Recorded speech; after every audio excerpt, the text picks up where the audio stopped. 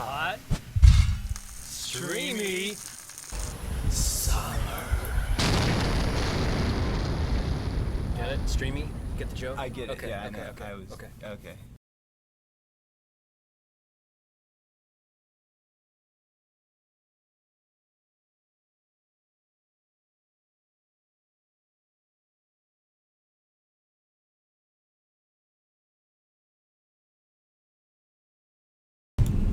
Hey folks, there we go. That should be sound.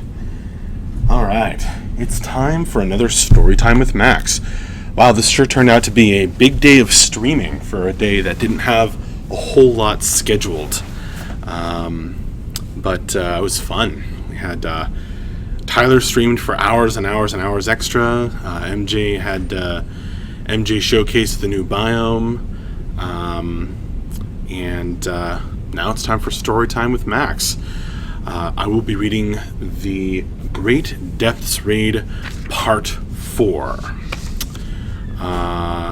So, last time in Part 3, the Delvers made their way through that deadly chamber known as the Great Gullet.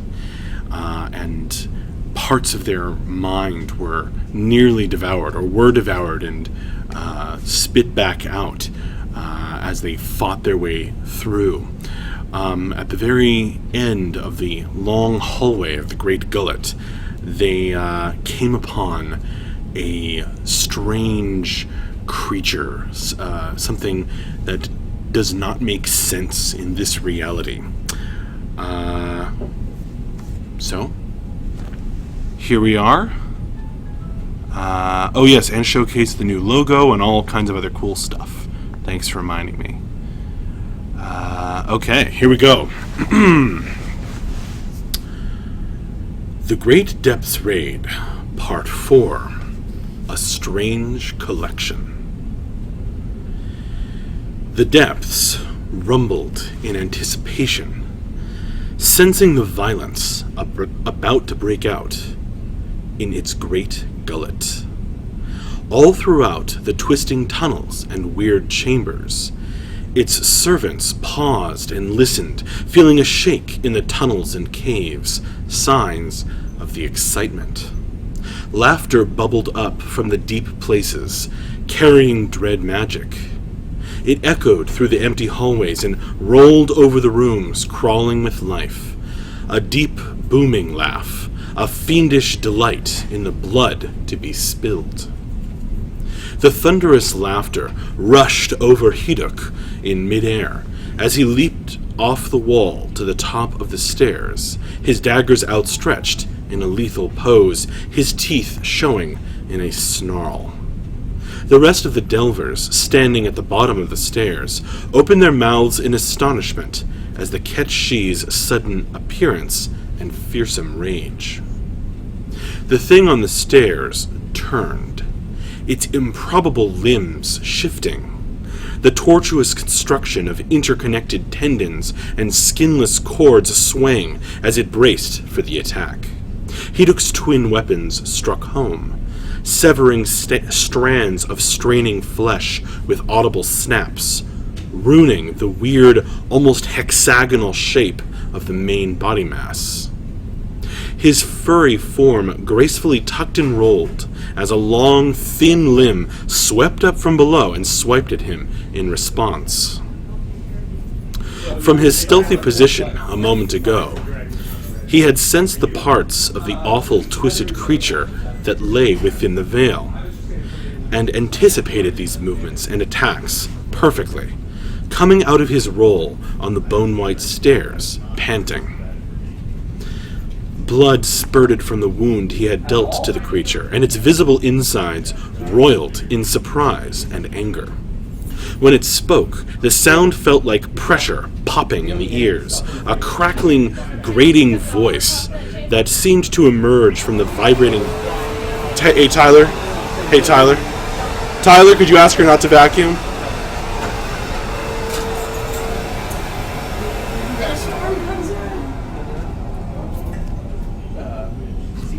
Nice. Saved by the vacuum, or saved from the vacuum. Where was I?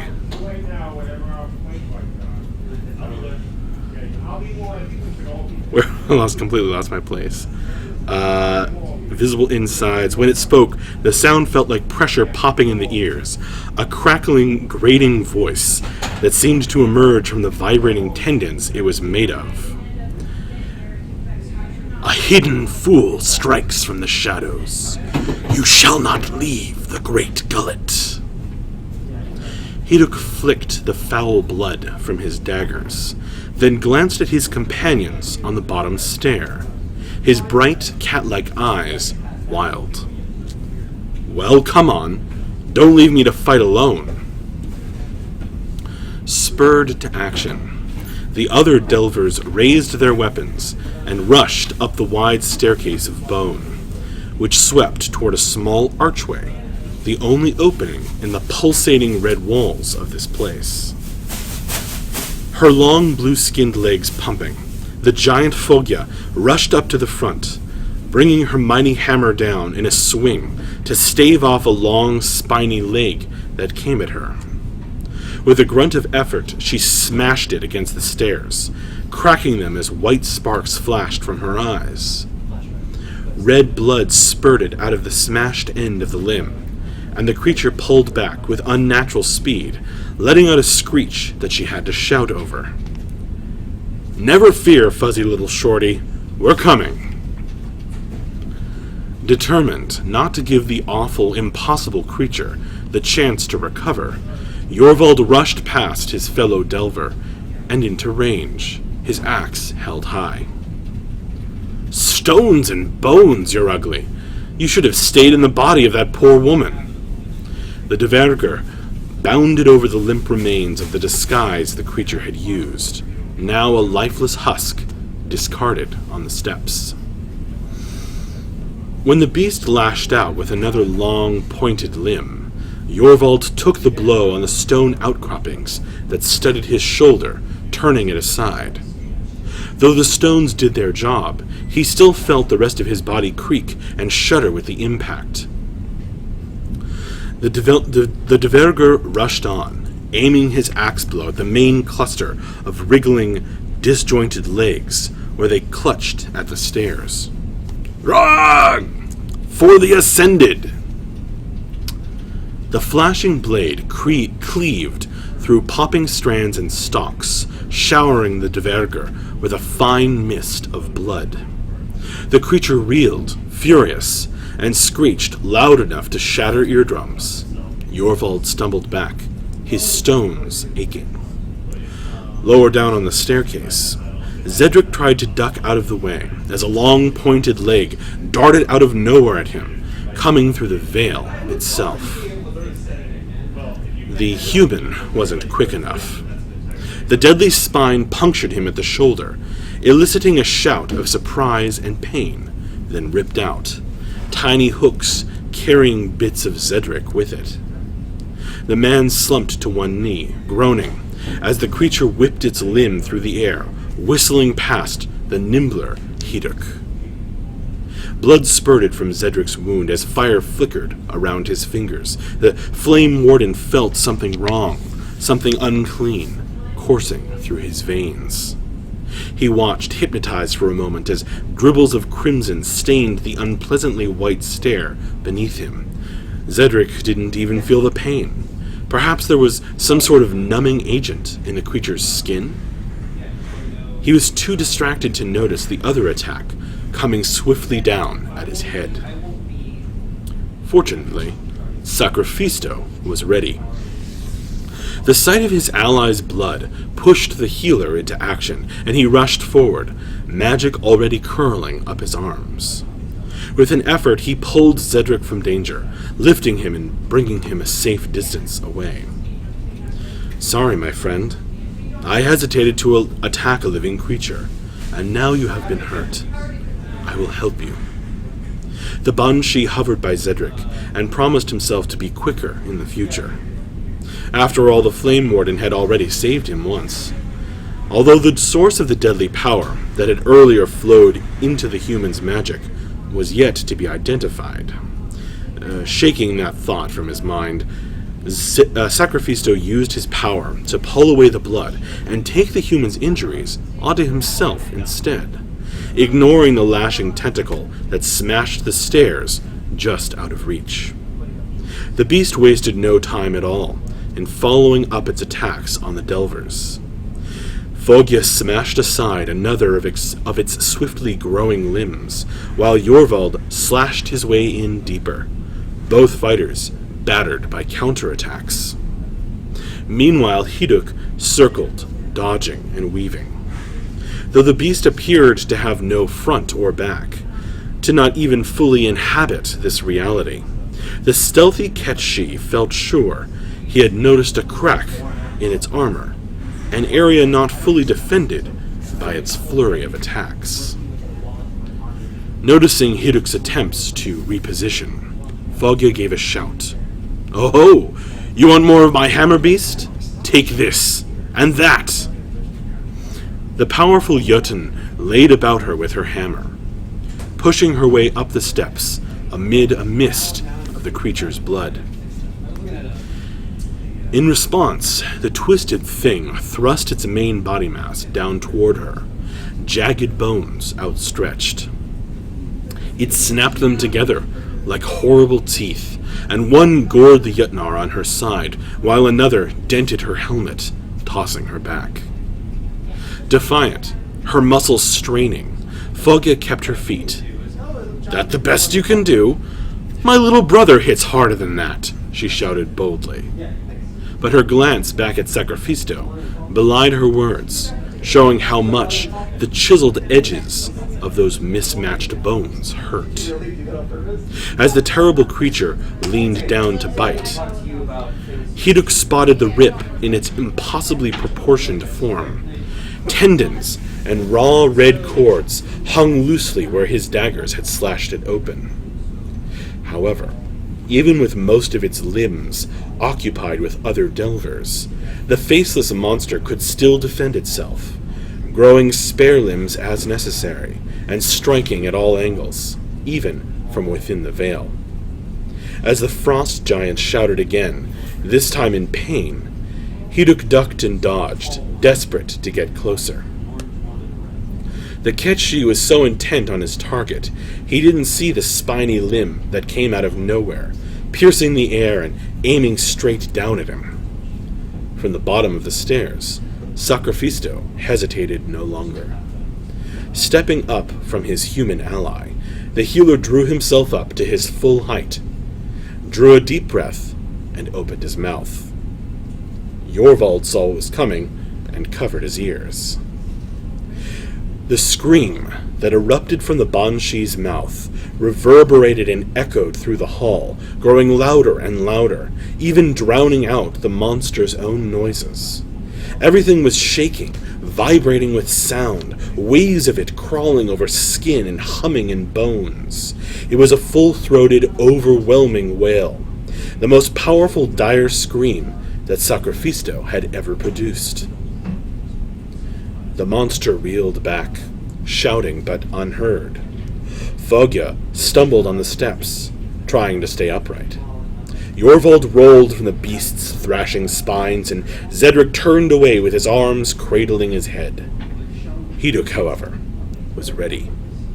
The Ketchi winced, but he knew this was the right moment. Again he leapt, diving toward the weak spot. He carved his way right into the opening made earlier, and through it, ending up inside the creature itself. Instantly, the beast reared up, rising to its tremendous height, and shaking, crying out, "The depths shall have you yet!" But it was too late. Covering himself in gore, Hiduk spun, his blades shimmering as they ripped through the center of the creature's mass. Desperately, Jorvald slammed his axe upward, severing the final cords as the beast fell. The Dvergr let out a cheer as the thing crunched and splattered down the steps, bouncing and breaking apart. The ragged cheer was taken up by his fellows, raising their weapons in fists as the enemy was laid low and their hearing slowly returned. His dire scream ended. Sacrifisto simply smiled and clapped, not ready to use his throat again so soon. Heduk rolled from the destruction, ending up a couple stairs down. He tried to wipe some of the foulness from his armor and cloak, but it was little use. He sighed, hoping one of the magic wielders might be able to help him, and looked about. To the Ketshi's critical eye, none of them were doing all that well. Zedric was no longer leaning on the healer for support, but his face was drawn and pale. Little wonder, considering the power he had thrown around and the bright stain that still marred the shoulder of his robe. Foggia was hale, but for the cut in her side, but her armor was heavily damaged. While Yorvald's cheer and brave face did little to disguise the deep scratches and marks on his skin and stone protrusions. Then again, they were all still alive, which was a lot more than could be said for the last raid he'd come with. "Hang on a moment with your cheering," the Ketshi said out loud, his nostrils flaring as he panted. "Where's Donnie?" Their enthusiasm faded as the Delvers glanced at one another. Zedric shook his head angrily. "Silly little fellow," said he saw treasure. Went running off down some side passage which closed up after him. No way to follow, nothing we could do, especially with you gone as well. Heduk hissed out his teeth, more to calm his breathing than at Zedric. "Should have known you wouldn't recognize my tactics, Furless. To be most effective, I need to attack unseen, all right? Don't expect to see me all the time." He glanced back at the enormous hall they had come through, the Great Gullet. It was eerily empty, with no sign of the twisted abominations that had pursued them to this point. "We had better get moving, while this exit is still an option for us. Hopefully Donnie's tunnel will lead him to the same place. I don't doubt the Lucherpan will come to his senses and find us." Yorvald grunted, then began wiping gore from his axe. "Can't you do your thing before we jump on through that door?" "My thing?" The Ketshi eyed the Dvergr quizzically. Wide yellow eyes, a stark contrast to his red-soaked face. "You know, checking for danger on ahead. Your careful, cautious, Arthurian thing," Yorvald grinned. "I can't just scan the Vale constantly. I need a moment to rest right now, just as you do. However, I don't think we can afford to stay in the Great Gullet any longer, so let us hurry blindly onward in the manner of your people." Heduk hid a grin as he stepped up the grand stairs.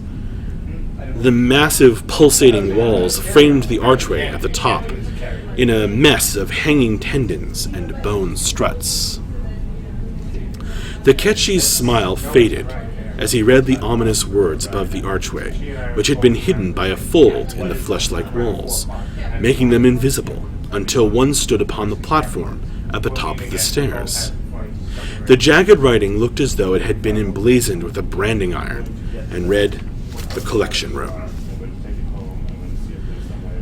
As the other Delvers came up behind him, cleaning themselves or quickly bandaging their injuries, a small hush fell over the group.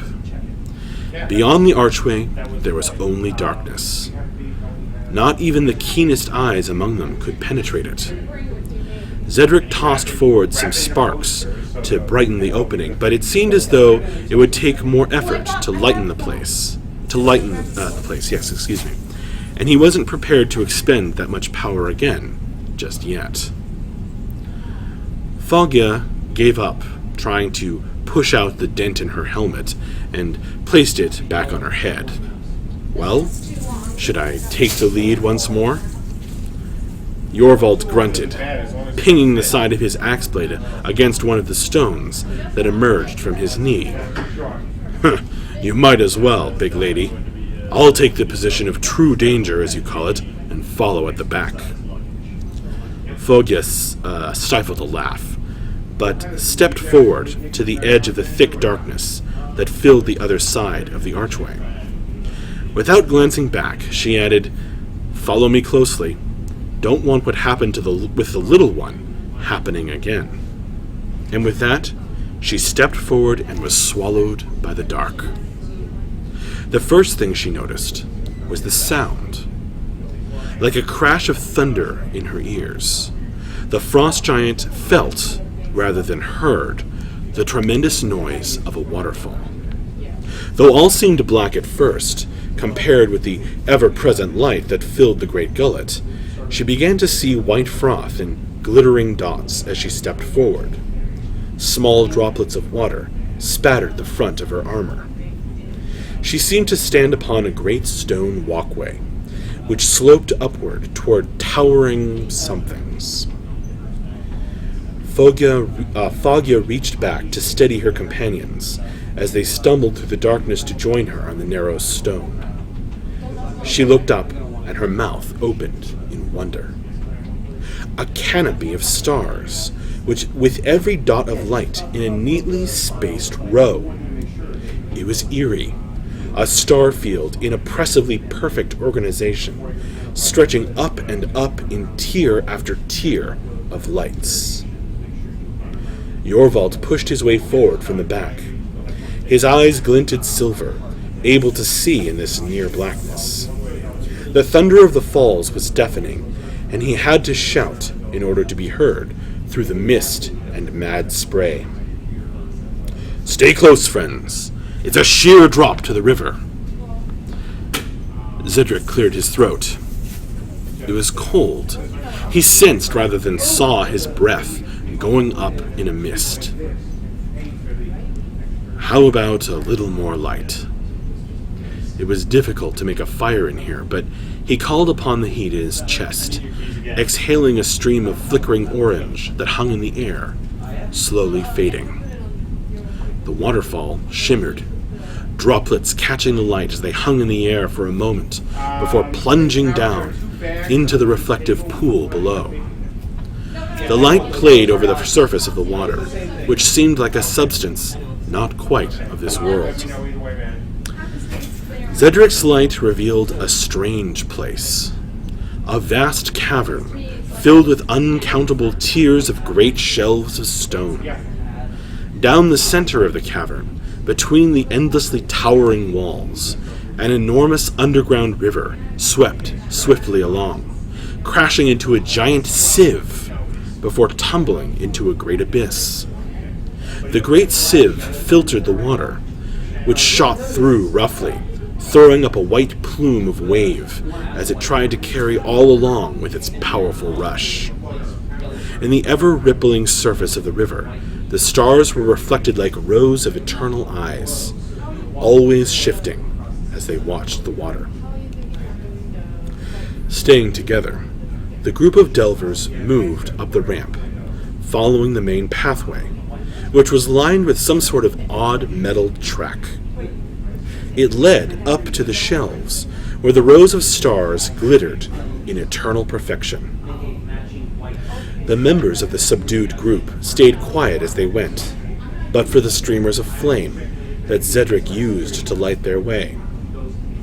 All they could hear was the thunder of the deep places, where sound echoed and re-echoed until it was nothing but a thrumming mess of noise, with no beginning and no end, a wordless, growling hum. As they came close to the lowest shelf, Foggia let out a gasp of surprise. Of the delvers, only her breath didn't mist in the frigid air. She seemed not even to notice it. Look, they aren't stars at all. They're... what are they? Trying to control a shiver, Hiduk pressed forward and peered at the shimmer. He saw glass, a glint of light, and something floating. They're jars. Enormous jars, full of strange things. He looked down the row. Each large jar seemed to contain a random object. Pins, eyes, limbs, a broken plank, a gleaming crown. And far enough down, was that a face like the creatures had worn earlier? Did the things eaten in the Great Gullet end up here, in the collection room? And who brought them here? Sacrifisto spotted a dark opening on the wall ahead, but even as the Banshee pointed at it, the crack shriveled and shrank away. Look! That opening was like the one Donnie went through. Perhaps the treasure he thought he saw was in here, after all? Jorvald sighed. Let's hope so. Little man shouldn't be wandering this place by his lonesome, even if he is quick. As the Delvers pressed on, trying not to look too closely at the neat rows of glowing jars, Hiduk's ear twitched. Above the roar of the water below, he thought he heard another sound, something with a mysterious source far above. It was an odd noise. Was it a hum or a series of clicks, too fast for the ear to distinguish? Hiduk stood up straight, listening intently. The sound was coming back closer, but also moving laterally, side to side, almost like something moving along the shelves up there, sorting and choosing, curating the massive collection. Hold, friends, he whispered, furry hand held high. The other Delvers stopped, looking at the Ketchi. There's something up there. Hiduk was right. There, in the dark, the Collector waited, but not idly. No, the Collector was never still, constantly rearranging, cataloging, organizing the endless containers and obsessing over them. Perhaps he had once been a Delver, seeker of curios, now become a slave to the depths, a guardian, forever trapped in his treasure house. Perhaps he was simply an expression of this place, a vestige of a soul that kept track of things lost within its living bowels. Whatever the truth, as the Collector rolled along his track, the gears that had replaced his abdomen spinning madly, he mused upon his latest acquisitions. With one long, spindly arm, he sorted, labeled, and cataloged the small dagger, discarded clothing, and little shoes he had collected from the small creature that had come here, trying to make off with some of the gold and silver. Quite a jumper, that one. Thus ends part 4. I hope you enjoyed. I certainly enjoyed reading for y'all. Join us tomorrow for more streams. I think we're going to have a stream with John probably, or possibly Dion, in the afternoon. Fortunately, Moobot recently linked the schedule, so yes, and we'll have an office stream in the morning. So join us for those things, or on Friday it's going to be Morning with Max, and then Procedural Materials with Mike. So should be a good time. Oh, John just walked over to tell me, or remind me, he is actually going to tomorrow, where it says on the schedule, Weapons with John or Dion. He's actually going to be John's actually going to be doing a ZBrush tutorial of sorts, so that should be super cool. I know I'm going to be watching it. So, thanks a bunch. I hope you enjoyed, and we will see you later.